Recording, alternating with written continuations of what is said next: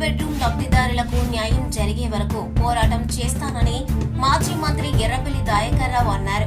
Thorrur double bedroom లబ్ధిదారులతో కలిసి జనగామ జిల్లా collector Rizwan బాషాకు వినతి పత్రాన్ని అందించారు.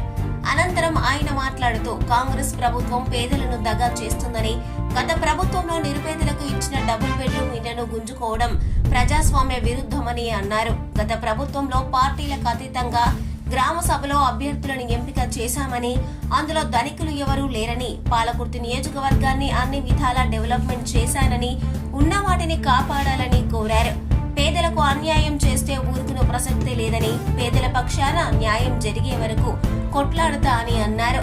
ఈ కార్యక్రమంలో తొర్రూరు డబుల్ బెడ్రూమ్ లబ్ధిదారులు, పాలకుర్తి, దేవరుప్పల, కొడగండ్ల మండలాల బీఆర్ఎస్ పార్టీ నాయకులు తదితరులు పాల్గొన్నారు.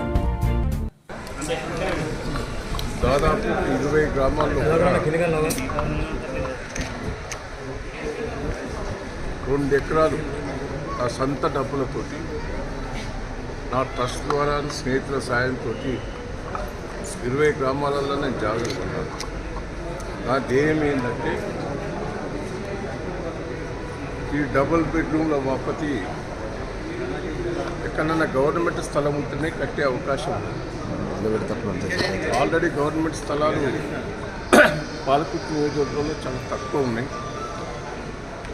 ఉన్న కాడనో కట్టించాను. లేని గ్రామాలు చాలా ఉన్నాయి. ఆ లేని గ్రామాల్లో పట నేను జాగలు పెట్టి కొని కట్టించాను.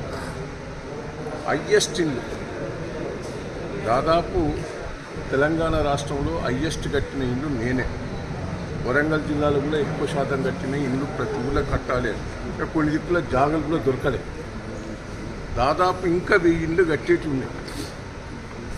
దాదాపు అవి మంజూరైనవి, కొంత బేస్మెంట్ వేసి ఉన్నాయి.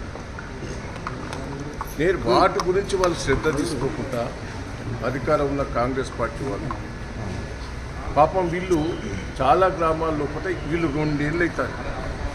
వీళ్ళది ఎట్లా చూడండి, తొర్రూరున పట్టా సర్టిఫికెట్ కూడా ఇచ్చింది గవర్నమెంట్. పట్టా సర్టిఫికెట్ ఇచ్చిన ల్యాండ్లవి గవర్నమెంట్ కట్టించిన, మేము కట్టించిన 20 వడ్డెరోలే 30 ఇళ్ళు కట్టించిన. అంటే ఈ 20 ఇళ్ళు పేదోళ్ళే వాళ్ళు. నేను అప్పుడు పార్టీలకు అతీతంగా కూడా గ్రామసభ పెట్టి సెలక్షన్ చేశాను.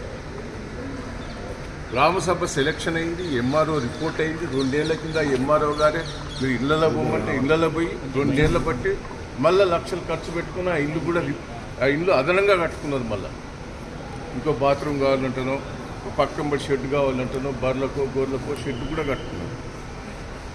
అసుంటి పేదవాళ్ళు ఉంటూ నివసించుకునే ఇళ్లను ఖాళీ చేయవని, అది కోర్ చేసి ఖాళీ చేయటం అని మంచి పద్ధతి కాదు. దయచేసి నేను అందుకే కలెక్టర్ గారు చెప్పాను, ప్రభుత్వం దృష్టి తీసుకెళ్ళాను. చాలామంది అన్ని ఊళ్ళల్లో సగం కట్టిపోయిన వాళ్ళ కూడా మేము అలాట్ చేసాం. కాంట్రాక్టర్ నాకు సరైన గిట్టుబాటు అవుతుందో వదిలిపెట్టిపోయారు, కొన్ని పూర్తి చేయకుండా పోయారు.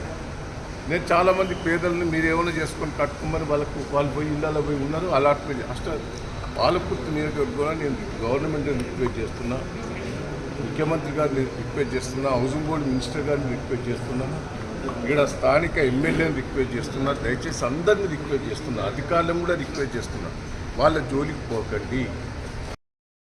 మీరు తప్పుడు మాటలతోటి వీళ్ళ సలహాలతో విని పేదోళ్ళకి అన్యాయం చేయకండి. 2 ఏళ్ళ బట్టి ఉన్నారు. నేను కలెక్టర్ గారిని రిక్వెస్ట్ చేశాను.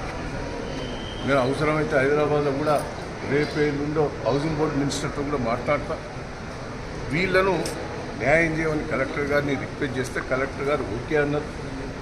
ఆ సర్టిఫికెట్లు 100% వాళ్ళ పట్టా సర్టిఫికెట్లు ఇచ్చినవి ఉంటే, గతంలో ఎంఆర్ఓ సెలక్షన్ చేసి ఉంటే తప్పకుండా నేను ఖాళీ చేయాలని కూడా హామీ ఇచ్చాను.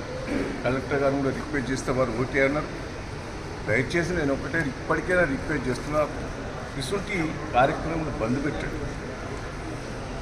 ఉన్న వాటిని కాపాడండి. కొత్త చేస్తుంది ఏంటి? నేను రిక్వెస్ట్ చేసేది చాలా ఉన్నాయి తెచ్చేటి. పాలకుర్తి డెవలప్మెంట్ అయ్యేందుకు హాస్పిటల్ అగ్ని ఉన్నది, 50 పడకల హాస్పిటల్ అగ్ని మంజూరై ఉన్నది. టూరిస్ట్ హోటల్ ఉన్నది, 25 కోట్లతో. రోడ్డు డెవలప్మెంట్ కోసం పెట్టాను. కాలువ పనులు పూర్తి కాలేదు.